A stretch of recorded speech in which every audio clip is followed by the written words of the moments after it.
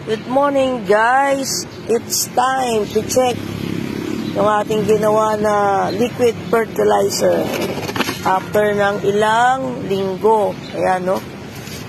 Ano na siya? Ayan na itsura niya guys, oh. Medyo mabaho ang amoy niya, syempre, dahil nabubulok yung mga nilagay natin dito na ano, mga damo, mga halaman. Ayan, mga dahon-dahon. Kaya yan ang pandidilig natin guys. Let's go. Ayan, pandidilig natin sa ating talong.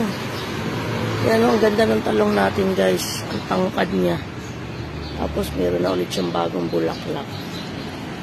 Tapos ito yung ating mustasa na kinuha natin yung kanyang dahon. Ngayon, ang ganda pala na itong mustasa. Buhos-buk pala siya, oh. Kaya pwede natin ulit yan gawing buro. Ito guys yung ating kalamansi. Magwa 1 year ko na itong nabili nung April. Yan, ang ganda. Malaki na siya ngayon, no? Tsaka may mga na siya, buko. May mga bunga na siya guys, yan, no? Kaya lang maliliit pa ngayon. Pero meron na yan, ayan, no? Ang dami niyang bulaklak guys, eh. Ayan, no?